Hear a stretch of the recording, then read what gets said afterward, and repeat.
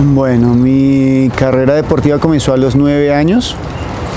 Yo comencé a patinar en una pista que, o sea, era un salón comunal. Mi primer entrenador se llama Gabriel Gómez. Y él abrió pues la escuela de él, el club de él en un barrio que se llama Los Cerezos. Eso queda sobre la 80 con Cali más o menos. Yo sabía moverme en los patines porque para mí saber patinar conlleva dominar muy bien los patines. Entonces yo sabía en ese momento pararme sobre los patines porque mi papá fue patinador aficionado. Entonces él se la pasaba aquí en el Salitre cuando la pista era blanca y de mármol, entonces él patinó mucho tiempo. Y el gusto por el patinaje pienso que vino por él.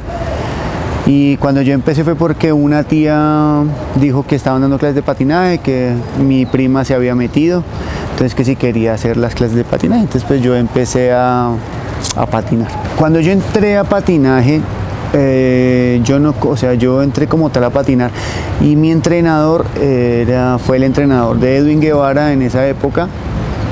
Y él pues dictaba solo patinaje artístico. Yo hubiese podido patinar en velocidad, yo hubiese podido patinar, hacer hockey, pero la verdad haciendo patinaje artístico me sentía bien, se me facilitaba la expresión corporal como tal. Entonces eso pues era un plus que se necesitan pues para hacer nuestro deporte, o sea, para hacer mi deporte. Entonces por esta razón me quedé y sigo compitiendo y sigo haciendo esto.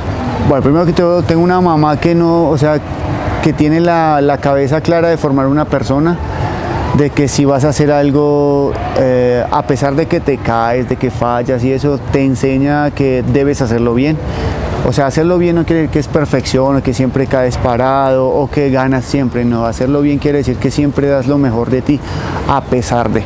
Entonces tengo una mamá que, comenzando por ese mismo hecho, comienza a invertir en mí. Mi mamá fue en ese momento mamá soltera. Entonces mi papá no colaboraba pues en cuanto a mi deporte, no le interesaba, pero sí tenía una mamá que estaba muy ahí. Normalmente la primera persona que me vendió la idea a mí de querer ser campeón mundial fue Gabriel Gómez.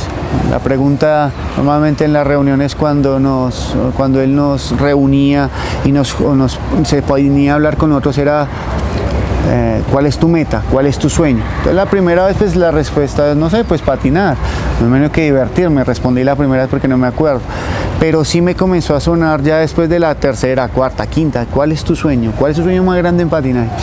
Entonces te comienzan a vender la idea de poder ser campeón mundial, de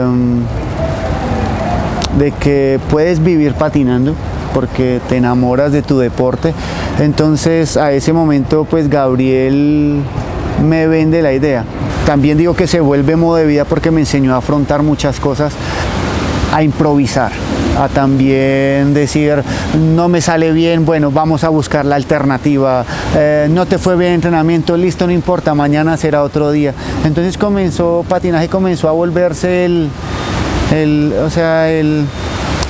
motor de levantarse, el motor de querer ser alguien diferente, el motor de saber que muchas veces no había para comer, pero se podía patinar. Muchas veces tenía que caminar 1 hora o 2 horas para llegar a entrenar, pero no importa, hacía el esfuerzo porque yo sabía y entendía en mi cabeza que que quería llegar a ser campeón mundial. Cuando yo empecé a trabajar con Sol y Luna, yo empecé en el año 2003 y fue porque me invitaron a trabajar. Yo trabajé casi hasta el 2006.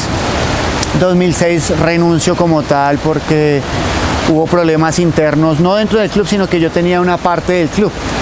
Después armó un club propio que se llamaba Revolución Skate. Y con Revolución Skate hice el aprendizaje que más me dolió, pero que más me dio la fortaleza para saber si quería seguir siendo entrenado. Eso normalmente yo hablo con mis atletas de eso. Yo maté 2 equipos grandísimos. Tenían chicos muy buenos, pero inexperiencia, un temperamento fuerte. Entonces, sin querer, de pronto maté a mis atletas. Los maté no porque sean malas personas ahorita, sino porque de pronto no supe guiar el proceso deportivo, el proceso técnico. Entonces, bueno, entro a Sol y Luna porque mi ex esposa entró a trabajar ahí. Bueno, después nos separamos, nos divorciamos como tal, y yo tuve que, pues ella dijo que mejor yo siguiera con el proceso de las chicas, y ahí comienza estos 5 años pues, que llevo acá. La mentalidad de mis atletas comenzó a mejorar en 2015 porque bueno, mi ex esposa se va. Obviamente quedo yo solo con un grupo como de 8 o 10 atletas, no era un equipo muy grande. Tenía que viajar a Juegos Panamericanos, entonces la concentración duraba 10 días en Cali y después me iba otra semana, o sea, eran 17, 20 días que no podía estar en Bogotá. ¿Qué pasa? Pues simplemente ellos dicen, no, hay que llamar a otro entrenador, hay que no sé qué, y yo les dije no. Les dije no, y para mí no, y déjenme los chicos solitos, porque quería enseñarles algo ahí. Y los papás, muchos, no, que no, y yo le dije, en este momento simplemente es mi decisión. Y les dije, me acuerdo tanto, les dije, entonces simplemente si usted ve que no le funciona, simplemente hagamos un juego, no me pague este mes, no me lo pague, no pasa nada. Pero deje que los chicos vengan, que hagan sus kilómetros, que pasen sus programas y ya. Yo me fui efectivamente los 20 días. Gracias a Dios, por misericordia de Dios, ese año cojo la medalla de bronce en Juegos Panamericanos, que para nuestro pronóstico como tal estábamos cuartos. Entonces simplemente fue un regalo muy grande. Igual había trabajado, me había negado a sí mismo. Entonces, cuando llegué a la pista, a los 4 días teníamos campeonato nacional en mesitas del colegio. Obviamente, pues, por eso los papás estaban con los pelos parados, pues había campeonato, entonces había que dejar algo. Yo llegué, no sé qué, esos 4 días trabajamos y nos fuimos para el campeonato. Obviamente, pues yo me estaba jugando mi trabajo, mi puesto, mi nombre como entrenador. Y oh sorpresa, mis atletas hacen lo que tienen que hacer. La mayoría se monta dentro del podium. Entonces los papás comienzan a darse cuenta que el entrenador es una guía y que los chicos tienen que hacer los kilómetros. Ahí comenzamos a cambiar la cabeza. La revolución de la cabeza de mis atletas también comenzó cuando yo me muestro que tengo sentimientos, que no me las sé todas. Entonces puedo hablar de que mis atletas me han visto llorar, de que mis atletas me han visto reír, de que mis atletas muchas veces cuando yo me separo de mi ex esposa, obviamente yo entré en una depresión grande porque para mí en mi cabeza era la mujer que iba a ser para toda la vida. Pero pues bueno, no lo fue así. Y muchas veces llegué a la pista destruido, sin fuerza, cansado, en una depresión alta. Y ellos llegaban y me decían, tú lo vas a lograr, tú puedes hacerlo. O el simple hecho de, ¿estás bien? Entonces comienza, la revolución de la cabeza comienza cuando ellos también se vuelven familia, cuando se vuelven esas personas en las cuales tú te puedes apoyar y decirles, me siento mal. Esas personas en las cuales tú les puedes decir, es que no tuve un buen día y quiero que me ayuden haciendo un buen entrenamiento. Entonces, al yo mostrarme como persona, ellos se comenzaron a mostrar personas. Diego, tengo nervios. O como muchas veces pasa, Diego, hice pilatunas en el colegio. Entonces ya comienzan mis alumnos a no verme solo como entrenador, sino ya después a verme como el amigo. Y a este momento, como tengo la fortuna que muchos ya me dicen papá, para ganarte el rótulo de papá debes ser una persona diferente. Para ganarte el rótulo de papá debes ser alguien que da ejemplo, pero que también te sabe abrazar, pero que también cuando tiene que decirte la verdad, es capaz de decírtela con el amor que se debe, pero te la dice. Ya en este momento pues tenemos 2 campeones mundiales vigentes.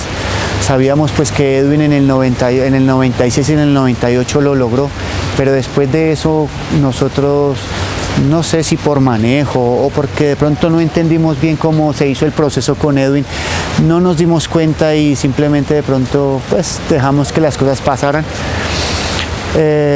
Entonces ya ahorita en este momento tenemos desde el año 2013, cuando Viviana Osorio se monta mentiras, estoy diciendo mentiras.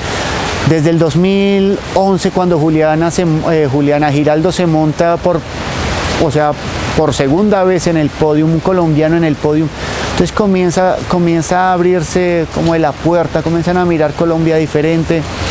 Ahorita, gracias a Dios, pues tenemos un entrenador cabeza de equipo que la verdad pienso que está tratando de hacer las cosas bien, que está tratando de jalar por el país. Entonces pienso que también ha sido eso, un cambio de mentalidad, un cambio de perspectiva, nosotros también como atletas y como entrenadores capacitarnos y ver que no tenemos la última palabra. Entonces yo pienso que Colombia ha cambiado, el mundo ya le conoce en el patinaje artístico una vez más, porque se han comenzado a cambiar las maneras de pensar y eso. Entonces ya pienso que ya Colombia es un país reconocido a nivel mundial en que hacemos patinaje en las 4, 5 o 6 modalidades que se hace. Entonces pienso que Colombia es un referente grande. Que se conozca más ha sido un trabajo duro, porque no todo el mundo, no es como patear una pelota, no es como batear una pelota, digamos que se encuentra más fácil, para hacer patinaje artístico los patines son costosos, la inversión es larga, porque no solo estamos hablando de que patinaje de velocidad necesita un preparador físico, necesita un entrenador que te maneje las cargas y un sponsor que te dé patines y tener tú la fuerza y la capacidad, sin demeritar el trabajo de ellos. En patinaje artístico estamos hablando de que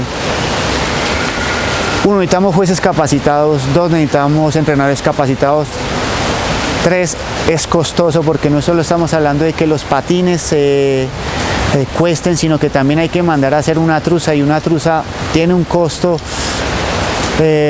Hay que pagar coreógrafo, porque el entrenador muchas veces se le facilita montar la coreografía. Entonces ha sido difícil, y a este momento pienso pues que la difusión todavía no es lo que queremos.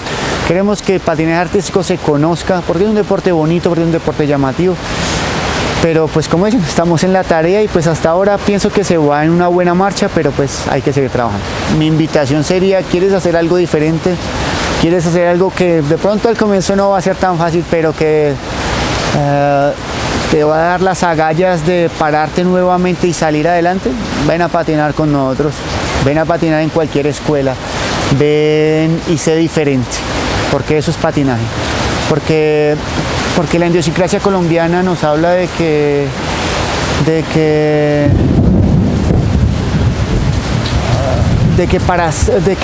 digámoslo así, de que un hombre, porque alce una mano y se mueva artísticamente, entonces de pronto lo tachamos de que es gay o es homosexual, o simplemente porque una mujer hace lanzamiento de bala o hace pesa, entonces es un hombre. No, entonces simplemente quítense la estigma, es un deporte demasiado bonito, es un deporte en el cual no hay mucha gente, entonces hay más salida, es más fácil, no hay tanta política, entonces ya, esa sería mi invitación como tal.